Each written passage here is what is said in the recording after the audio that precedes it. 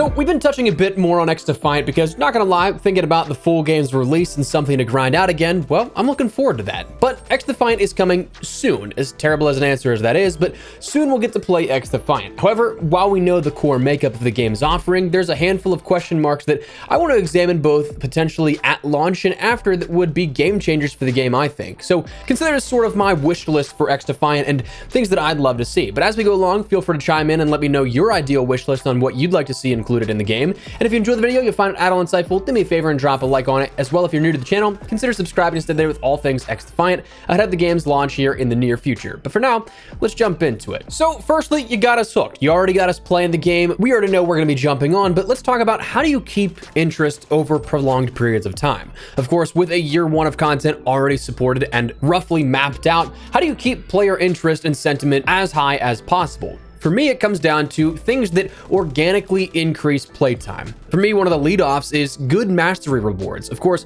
camos is going to be one of those things that we initially think about, and we know that we will have camos to some degree. We don't know what that will entail in terms of challenges for some of them. We don't know what some of them will look like, but we do know we'll have camos based both out of progression and mastery challenges. Progression seems to be tethered to weapon leveling, where in the beta we saw things like bronze, silver, gold, some solid colors, comparable to the solid colors we see in Modern Warfare 2, and a few other things. But in terms of mastery, we don't have really any insight as to what that will entail. Progression, of course, that is something you can earn these camos over and over by simply ranking up the specific weapons you want to play around with. But in terms of mastery, it could be a whole host of things, and what those camos will look like, that's for time to tell. Honestly, I think that it would be really cool to see like regular good-looking camos for progression-based stuff, like again, those bronze, silver, gold, those solid colors and some other things. But for mastery, maybe it'd be cool to see those be the animated categories, where exclusively speaking, they're the way cooler looking ones, but of course, because they're mastery, they're harder to obtain,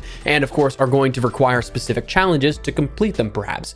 But I'm really hoping that the camo offering is very good and offers a lot to grind out. Additionally, one other thing that I would love to see, it might not necessarily be my cup of tea, but I know that a lot of people really do enjoy this kind of stuff. I would love to see 100%er challenges and rewards that are worthwhile. To me, when I look at Call of Duty, it's kind of wild that we haven't really had this kind of stuff in recent years. Black Ops Cold War almost did. They had a lot of challenges that you could actually unlock. I don't know if they actually had a 100%er reward though. Prior Treyarch games have had it, but one thing that I think when we look at like 100% rewards, it's usually just a calling card in Call of Duty comparisons.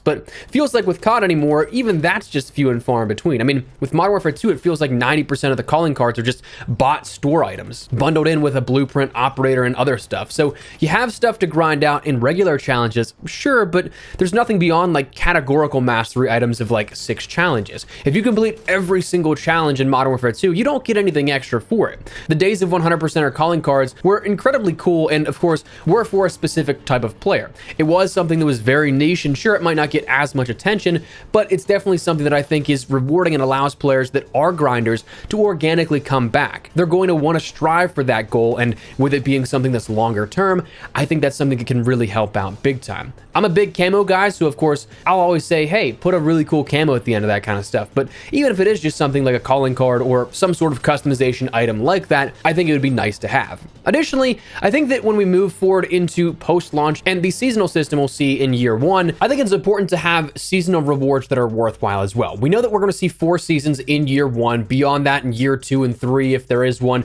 we don't quite know, but introduce a new grind each season, something that's worthwhile like a camo or specific rewards that are not rank tethered, but instead are something that you can take advantage of in that season. That to me is an organic way to get players to come back season over season, even if you are half a year to a year past your game's launch, when interest overall may have slowed down a little bit.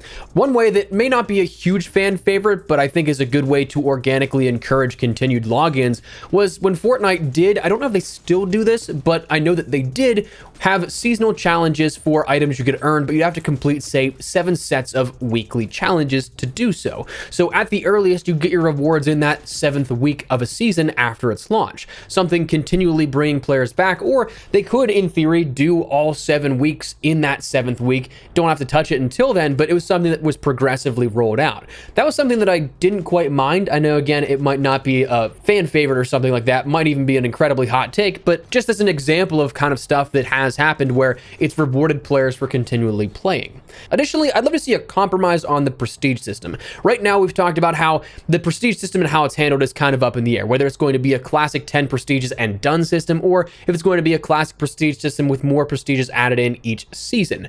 Personally, I kind of want to find that compromise of maybe 10 prestiges and call it, but then an uncapped level that you can end up grinding out for as long as you want that doesn't reset. Because here's the thing, prestiges, absolutely it's nice to have that closed off start and end point. And also I understand the psychology of wanting to add more because it gives you that feeling of accomplishing something more. But with seeing things like how the last couple of Call of Duties have done it, having it tethered to seasons almost makes it seem gimmicky to adjust something so fundamental as your regular rank. To me, if you add those 10 prestiges and you have an uncapped level that you can grind throughout the entire time, it's something that, again, psychologically, it allows you to think, okay, there's still more to be done, but it isn't something that's tethered specifically to a season that makes it feel unorganic. I don't know if that makes sense. That's just kind of like how I envision it in my mind, but anyways, that's kind of where I'm thinking with it. And finally, along the lines of a prestige system, I'd love to see a prestige shop, man. I think it'd be really cool to every prestige you end up getting an unlocked token or something like that. And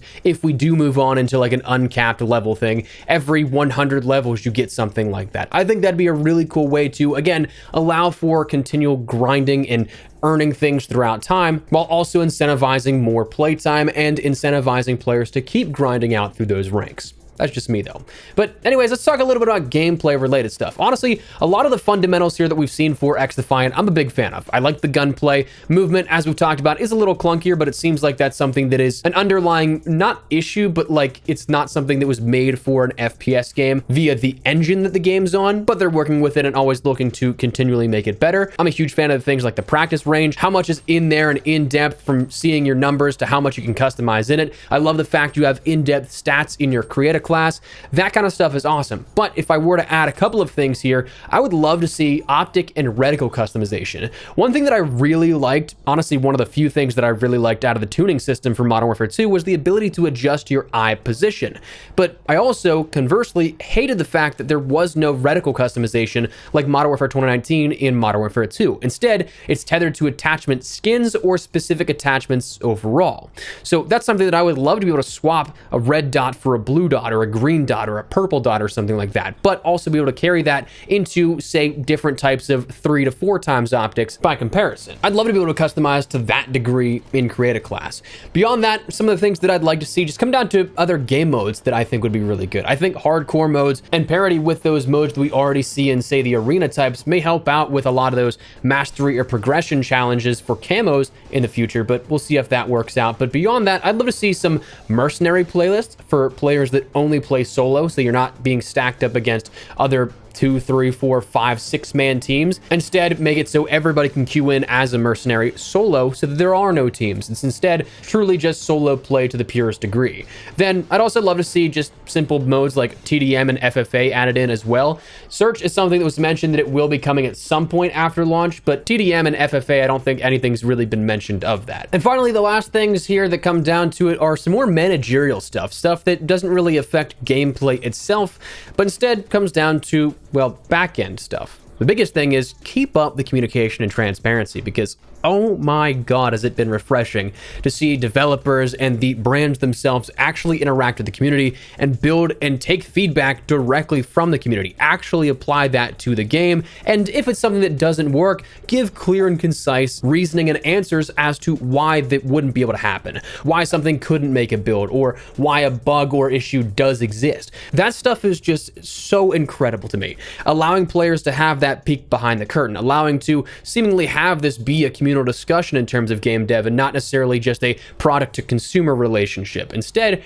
it feels like you're a part of the game, and it therefore, I think, makes it something that's much more enjoyable. Keep that up. We've seen so many times, the time and time again, with Call of Duty in particular. Pre-launch, it's something that's just like, all right, we're going to keep up communication and we're going to give you everything you need to know. And then come launch, you see like 5 tweets for the rest of the year. That might be a bit of an exaggeration, but you get what I'm saying. A lot of communication drops off the face of the earth. And I know that for that kind of stuff, there's a lot of legal red tape from the different teams involved, from communication to PR to legal to marketing, all that kind of stuff that is just a bunch of hoops to jump through for things like Call of Duty. But like seeing this directly from developers from the get-go, from the official brand account and things like that, it's just refreshing, you know? It's something we don't see often, and I'm really hoping that it keeps up. I do hope that there's no sort of egregious shop or monetization. And I know, I'm not a fool. There's going to be monetization. It's a free-to-play game, and they've already been open and transparent about how that's how the game is going to be financially supported. We're getting a classic arcade shooter, something that we